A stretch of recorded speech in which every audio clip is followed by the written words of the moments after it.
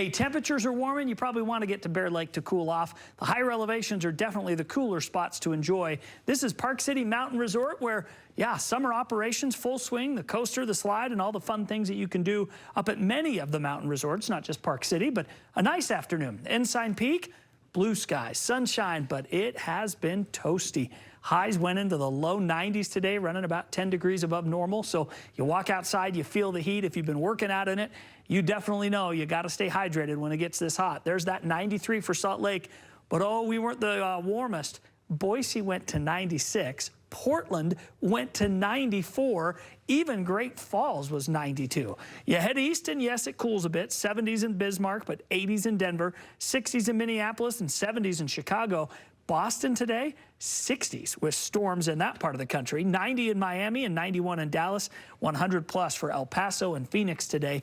And then 60s over on the West Coast, San Francisco and Los Angeles, both in the mid to upper 60s. As we look at what's happening right now, well, KSL Vortex, we had some buildups around Price and Carbon County, a little bit over into the Uinta Basin. Those have waned in the last hour or so, so we're seeing them die off and decrease. You can also see the same story happening out over the South Central Mountains. A little line that kind of bubbled up over Panguitch kind of fell apart. This cell north of Colorado City outside of Orderville also kind of falling apart, but there's some moderate cells that are in there. What's happening is with the heat of the day, these little cells build quick, but they die real fast, and there's just not a lot of moisture, very dry at the surface, so a lot of that evaporates. But it's still 92 in Salt Lake, 90 in Provo, 94 in Moab, and 97 degrees in St. George, down from 100. That was the high at the airport, 105 over in Las Vegas.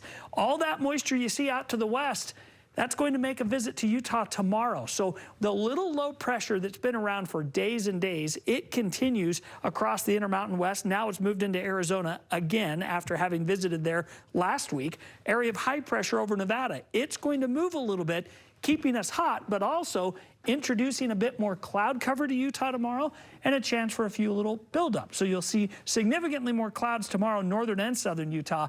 But then on Wednesday, we'll actually get a little impulse of moisture moving in from the west that's going to clip the northern part of the state.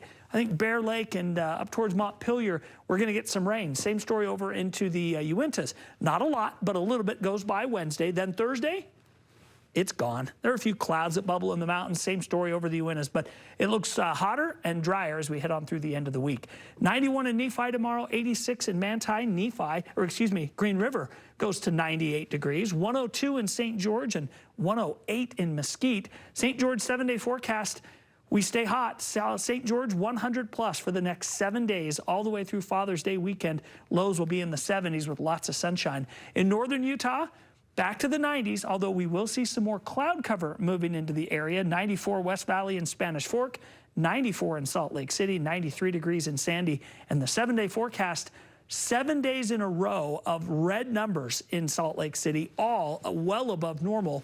We'll peak the 96, and we'll do it Friday, Saturday, and Sunday. So it's going to be hot. Find a pool, a splash pad, a lemonade, whatever you got to do. It's a toasty week ahead.